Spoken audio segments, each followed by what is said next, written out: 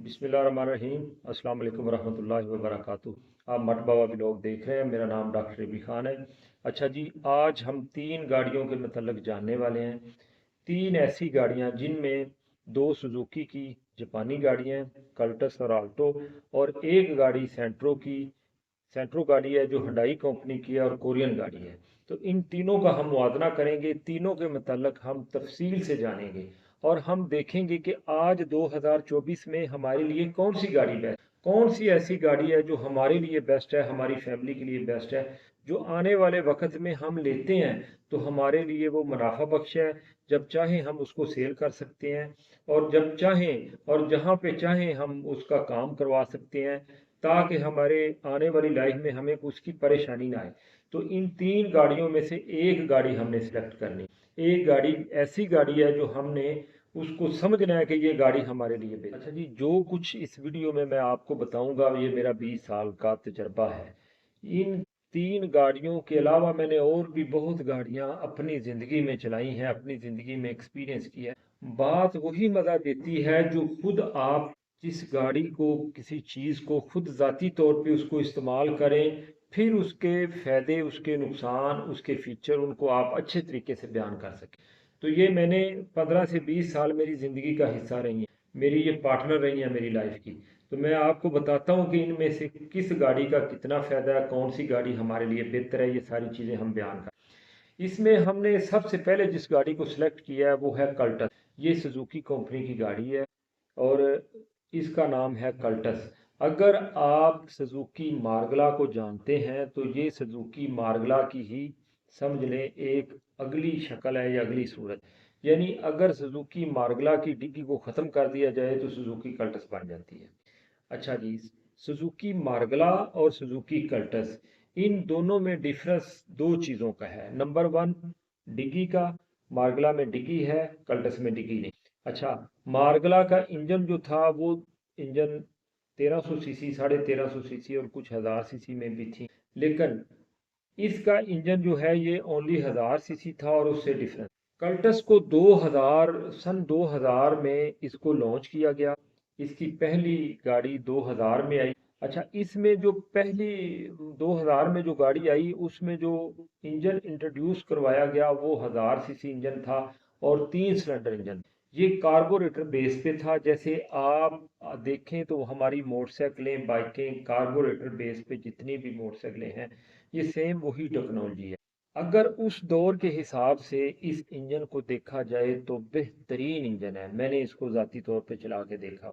यकीन करें कि इस पे आप जितना सफ़र चाहें करें, आप इसकी मेंटेनेंस, इसका ऑयल, पानी अगर अच्छे तरीके से चेक करते रहें तो ये इंजन आपको कभी भी परेशान नहीं कर। इस गाड़ी में जो एसी था वो भी ज़बरदस्त था।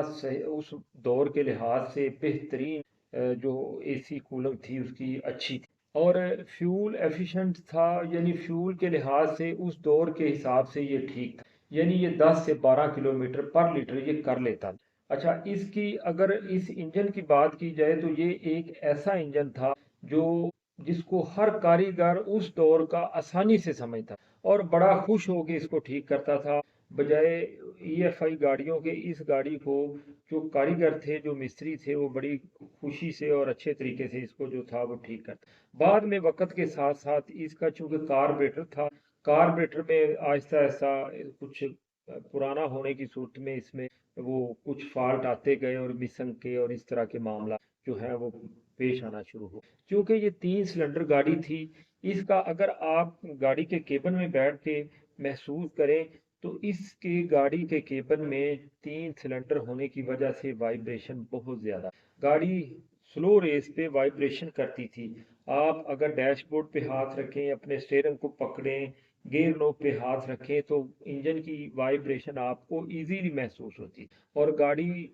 का जो आवाज़ थी वो भी काफ़ी ज़्यादा सुनाई देती।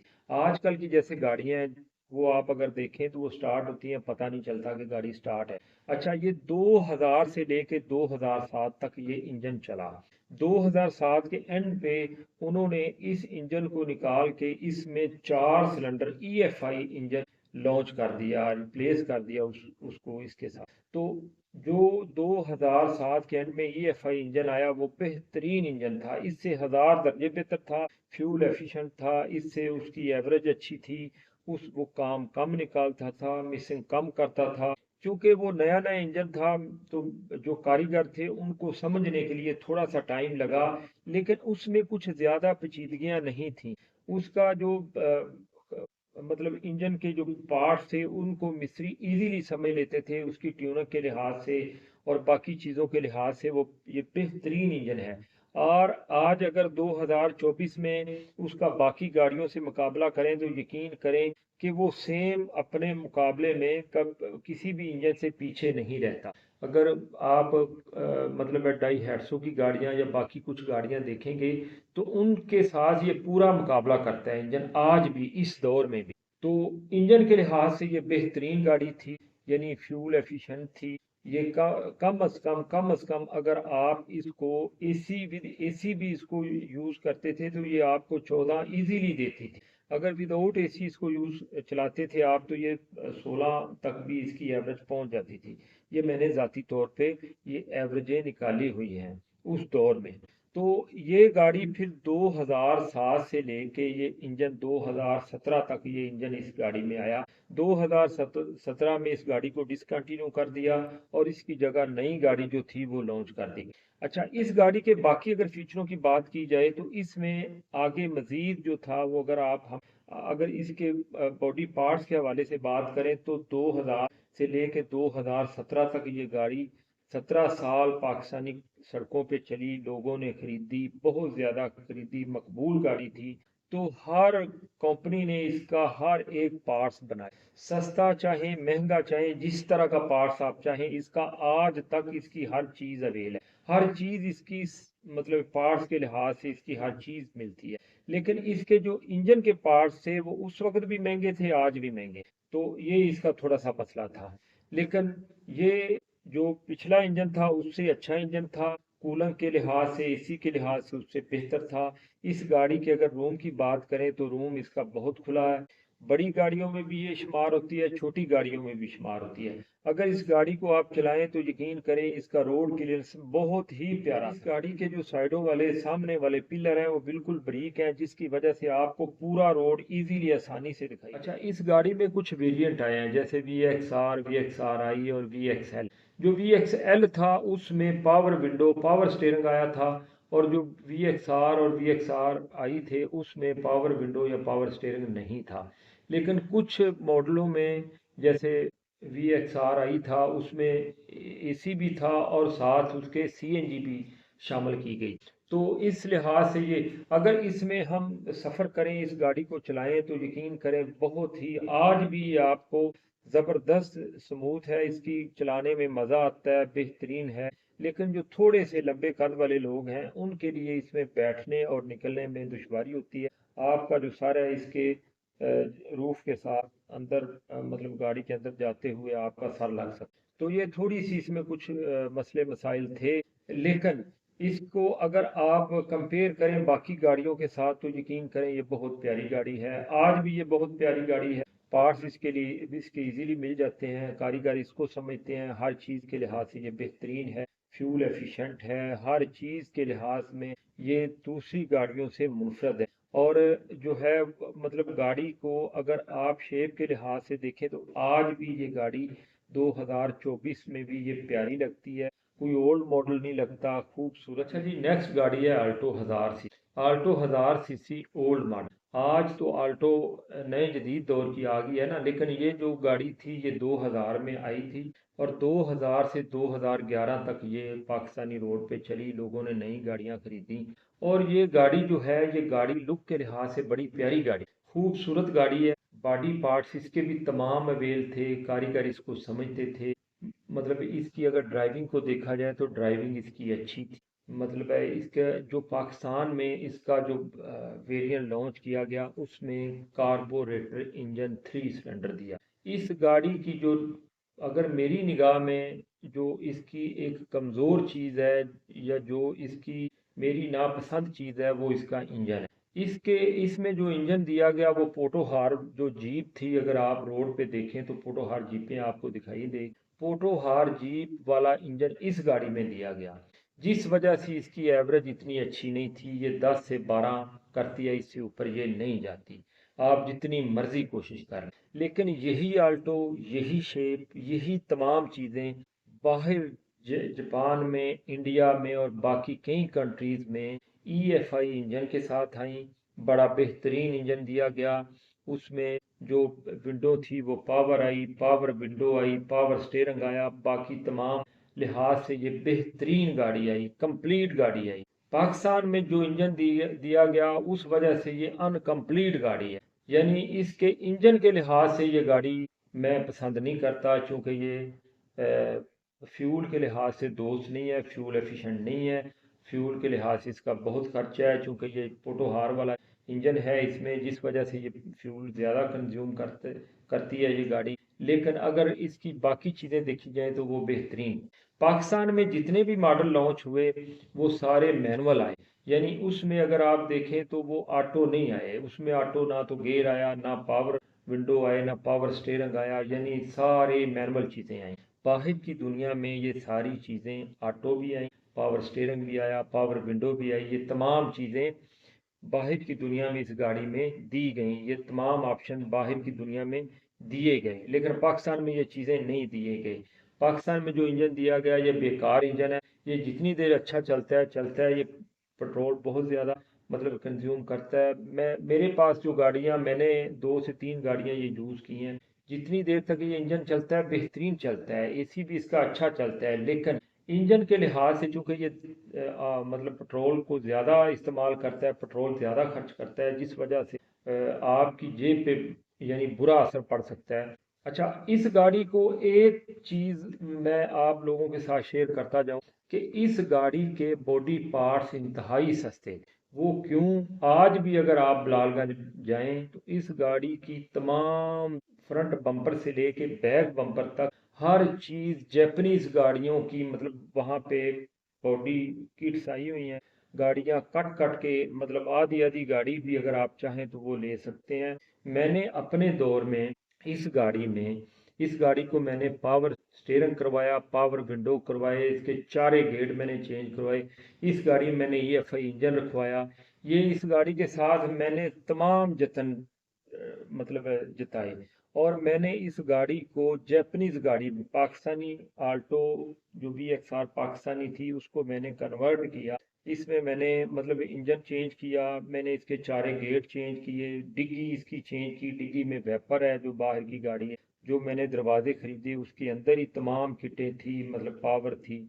इसका पूरी असम्बली जो स्टीयरिंग की पूरी असम्बली है वो मतलब पावर असम्बली मिल जाती है, उसमें कोई आर्टिशन करने की ज़रूरत नहीं है। जो बाहर की मतलब 1000 सीसी यही शेप की जो गाड़ी थी आल्टो, उसके चारे दरवाजे, डिग्गी, बोनट, छत, इंजन, यहाँ तक कि इंजन K6 इंजन उसमें आया था, EFI इंजन था, 660 सीसी इंजन था। वो इंजन इसमें बिल्कुल फोर्डिशनों में आता है इंजन। मैंने उसको रख के देखा। अगर आप मार्केट में ये चीज़ें, अगर ये आल्टो गाड़ी आप खरीदने निकले हैं और आल्टो गाड़ी आपको ये चीज़ें चेंज की हुई मिल जाएं तो बिल्कुल वो गाड़ी ना छोड़ें, आप गाड़ी लें। लेकिन अगर ये पोटोहार वाला इंजन उसमें है तो फिर उसको ना लें। अगर आप उस पर खर्चा करके हेडक लेके मिस्त्रियों में टाइम ज़ाया करके उसमें मतलब इंजन रिप्लेस कर सकते हैं, तो इंजन फोर्डिशनों में आता है, इंजन है भी सस्ता। क्योंकि ये बाहर गाड़ी ये चलती रही है तो हर चीज़ इसकी अवेल है, यानी वो गाड़ियां वहां से कट कट के यहाँ आती हैं और हर चीज आपको जापानीज मिलती। यकीन करें, आपको आप इस गाड़ी को अपने मकसद के लिहाज से जापानीज गाड़ी बना सकते हैं। आप ऐसी गाड़ी बना सकते हैं कि जो आप फर्ज करें जापानी गाड़ी 25 से 30 लाख में खरीदते हैं, वही गाड़ी आप इसको थोड़ा सा खर्चा करने के बाद इसको तैयार कर सकते हैं। अगर आप दोस्त कहेंगे तो मैं आज के रेट भी आपको इस पे भी एक वीडियो बना दूंगा कि इसका इंजन कितने का है, इसके पावर विंडो कितने के हैं, इसके मतलब बाकी तमाम जो चीज़ें हैं, पावर स्टीयरिंग का कितना खर्चा आ जाता है। ये सारी चीज़ें मैं एक वीडियो बना दूंगा इसी आल्टो पे, क्योंकि मैंने ये सारी चीज़ें चेंज करवा के देखी हुई हैं और मेरा इसमें बहुत ज़्यादा तजर्बा। जो इसका केबन है वो फ्रंट पे ठीक है, पिछले जो लोग हैं वो थोड़े से तंग बैठते हैं। और बाकी इसके पार्ट्स अवेलेबिलिटी बेहतरीन है, हर जगह से इसकी हर चीज़ मिलती है। मेंटेनेंस के हवाले से ये ज़बरदस्त है और कारीगर इसको बड़े अच्छे तरीके से समझते हैं। ये गाड़ी अगर इंजन इसका स्वैप कर दिया जाए, इसमें इंजन 660 सीसी जो बाहर इसमें दिया गया था वो इंजन इसमें अगर डाल दिया जाए तो ये गाड़ी भी ज़बरदस्त गाड़ी। तो मेरे लिहाज से जो आल्टो है ये इंजन की वजह से इसमें थोड़ी सी परेशानी है। इंजन अगर इसमें 660 सीसी आ जाए तो फिर ये कमाल की गाड़ी है। अगर आप मार्केट में ये चीज़ें चेंज हुई अगर आपको गाड़ी मिल जाए तो उसको ना छोड़ें, लेकिन गाड़ी की हालत अच्छी हो, बॉडी अच्छी हो, जेन्युइन गाड़ी हो, एक्सीडेंट ना हो तो फिर उसको खरीद। तो अगर आप लोग कोई गाड़ी खरीदने लगे हैं तो उसकी बेशक आप मुझे पिक्चरें सेंड कर दें, मैं आपको बता दूंगा कि ये गाड़ी आप लें या ना। अच्छा जी, इसके बाद हमारा नेक्स्ट जो गाड़ी है वो है हुंडई की सेंट्रो गाड़ी। अब सेंट्रो गाड़ी, ये जो सेंट्रो गाड़ी जो है वो ये कोरियन गाड़ी है और सुजुकी आल्टो और सुजुकी कल्टस ये जापानीज गाड़ी।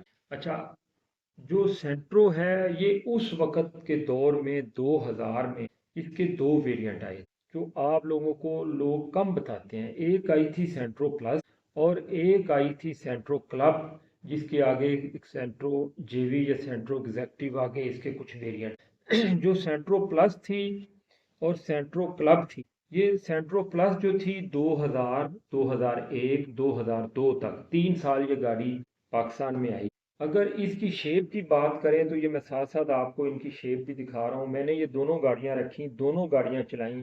इनका अगर डिग्गी के लिहाज से, डिग्गी अगर आप देखें तो सेंट्रो प्लस और सेंट्रो क्लब की डिग्गी में फ़र्क है ओनली। जो सेंट्रो प्लस है इसकी डिग्गी उठी हुई है, ऊपर है और स्ट्रेट है, सीधी है। लेकिन जो सेंट्रो क्लब है उसकी डिग्गी पिचकी हुई है नीचे और गोल, और ये उससे थोड़ी सी खूबसूरत है जो क्लब। जो सेंट्रो प्लस है वो आज की वैगनार जो चल रही है वो आप यकीन करें कि वैगनार से भी अच्छी वो गाड़ी है। अगर आप उस गाड़ी को, अगर आपको उसकी शेप पसंद आ जाए तो बेहतरीन गाड़ी, यानी वैगनार से 1000 दर्जे वो बेहतर। मैंने जो गाड़ी खरीदी 2000, मैंने पहले 2000 मॉडल खरीदा, फिर मैंने 2002 मॉडल खरीदा। यकीन करें कि वो दोनों मॉडल अगर आप नीचे फर्शों से देखें तो ऐसे लगता था जैसे गाड़ी आज नहीं ली है। यानी इस तरह की ये मतलब बिल्ड क्वालिटी इसकी इतनी अच्छी थी। अच्छा, असल बात की तरफ आते हैं। सेंट्रो क्लब और सेंट्रो प्लस ये दोनों गाड़ियां सेम हैं, सिर्फ डिग्गी का फर्क। दोनों में इंजन सेम है, दोनों के डैशबोर्ड सेम है, दोनों का केबन एक जैसा है, दोनों की फ्रंट बम्पर सेम है, दोनों की फ्रंट लाइटें सेम है। लेकिन सेंट्रो प्लस और सेंट्रो क्लब ये दोनों गाड़ियों में फ़र्क है तो डिग्गी का फ़र्क है। सेंट्रो प्लस आपको सस्ती मिल जाएगी, सेंट्रो क्लब जो है वो आपको थोड़ी सी उससे महंगी मिले। बाद लोगों को जिनको सेंट्रो प्लस पसंद है वो सेंट्रो प्लस को ही पसंद करते हैं, वो क्लब उनको अच्छी नहीं लगती। जिनको सेंट्रो क्लब अच्छी लगती है बाद दफ़ा उनको सेंट्रो प्लस अच्छी नहीं लगती। तो ये अपनी अपनी एक चॉइस। अच्छा जी, इसमें अगर हम देखें तो इसकी आगे मजीद इसके इंजन के लिहाज से मैं आपको थोड़ा सा बताता जाऊँ कि इसके अंदर जो इंजन आया था वो EF इंजन था, बड़ा बेहतरीन स्मूथ इंजन, इतना ज़बरदस्त इंजन है कि आप सोच नहीं सकते। अच्छा, इसके इंजन को मतलब जब उन्होंने लॉन्च किया और पाकिस्तान में 2000 में EFI इंजन आ गया, उस वक्त कल्टस में कार्बोरेटर इंजन था, बाकी गाड़ियों में कार्बोरेटर इंजन था, तो ये एक नई चीज़ थी। सेम ऐसे ही जैसे शिवरलैट आपने देखी होगी, तो शिवरलैट की मतलब जॉय गाड़ी एक आई थी, उसमें भी EFI इंजन आया था, उसको भी पाकिस्तानियों ने रिजेक्ट कर दिया कारीगरों। और इस गाड़ी के जो इंजन था उसको भी रिजेक्ट कर दिया। उसकी वजह ये थी कि पाकिस्तानी कारीगर जो थे वो देसी मेड थे, वो नॉलेजेबल नहीं थे, इल्म नहीं रखते थे, वो इनको समझते नहीं थे। तो इस वजह से उन्होंने इस गाड़ी को, इस गाड़ी के मुतल्लक जो अफवाहें हैं वो गलत किस्म की फैला दी, जिस वजह से लोग इनको इतना अच्छा लाइक नहीं करते थे और कार्बोरेटर इंजन को ज़्यादा पसंद करते थे। जैसे कल्टस थी, जैसे मरगला थी, तो उनमें कार्बोरेटर इंजन थे, 3 सिलेंडर थे।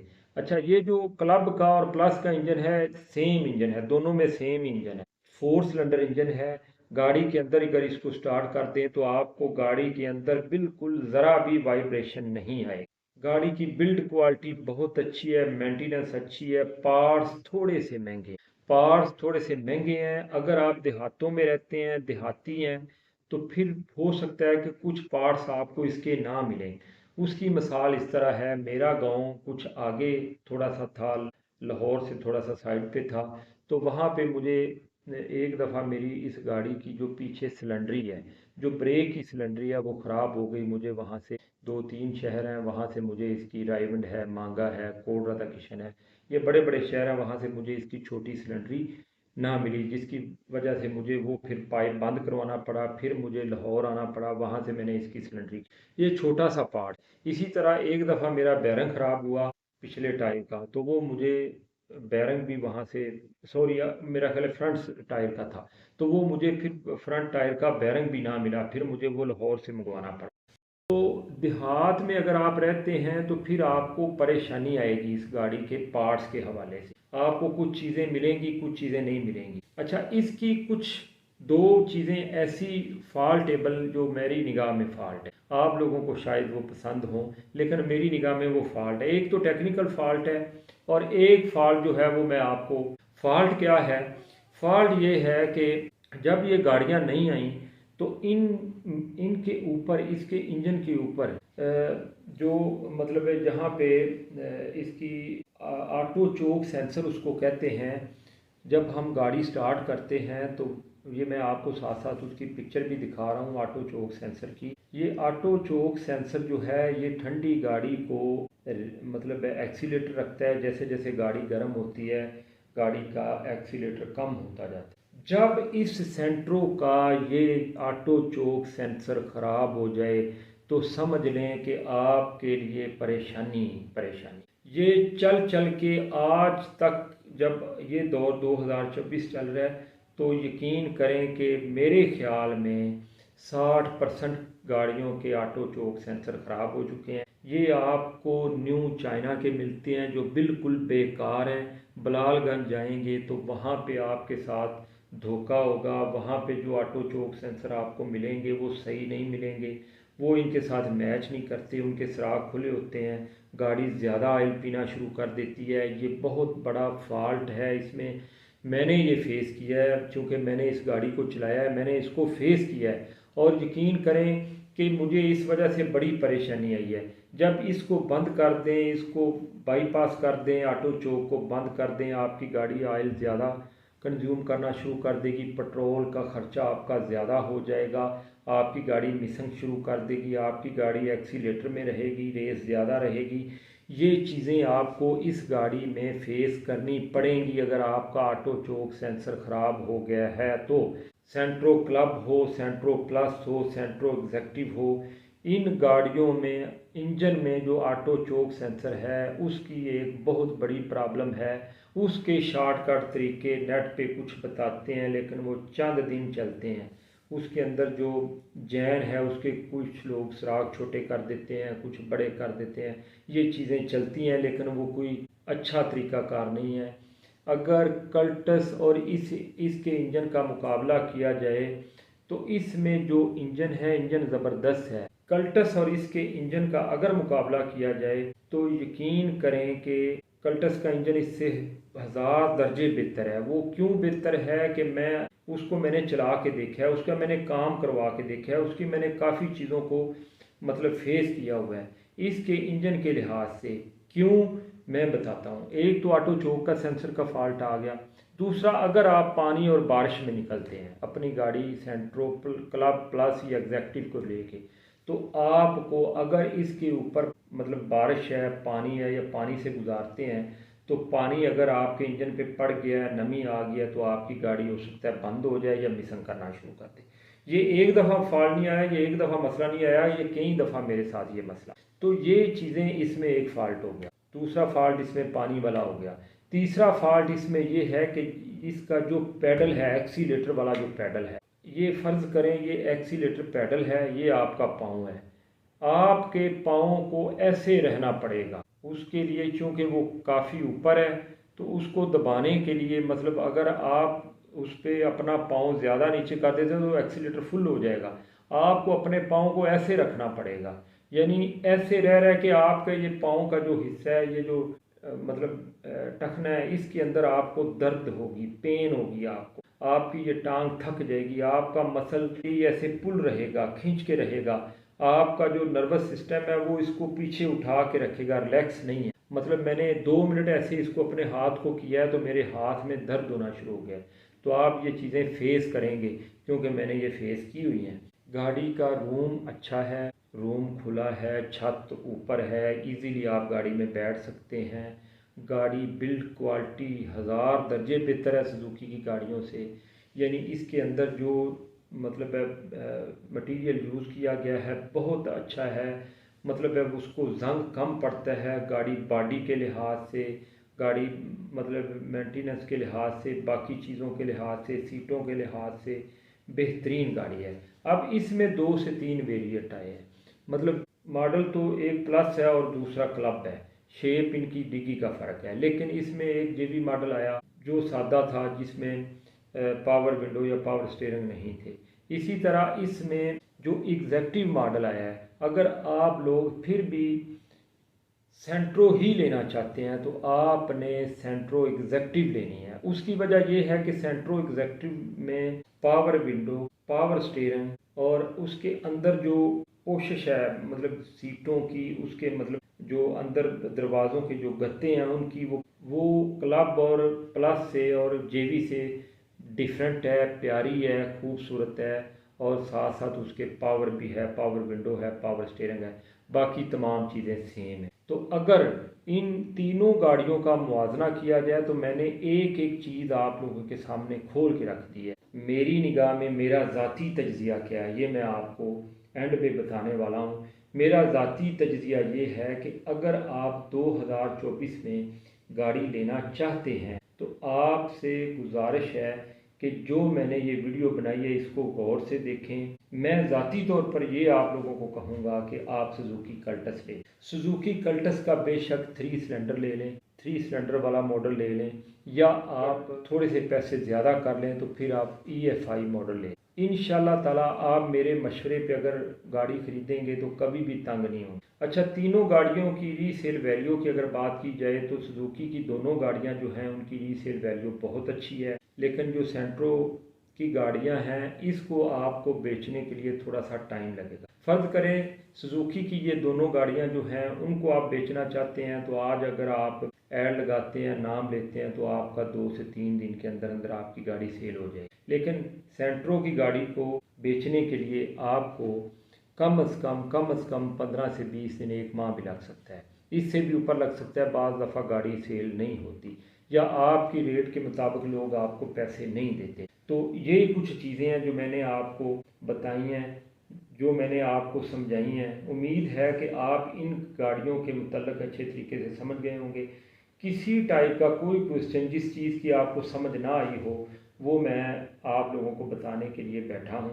आप कमेंट बॉक्स में कमेंट करें। तो मुझे दीजिए इजाज़त, दोबारा इंशाल्लाह नेक्स्ट वीडियो में दोबारा मिलेंगे।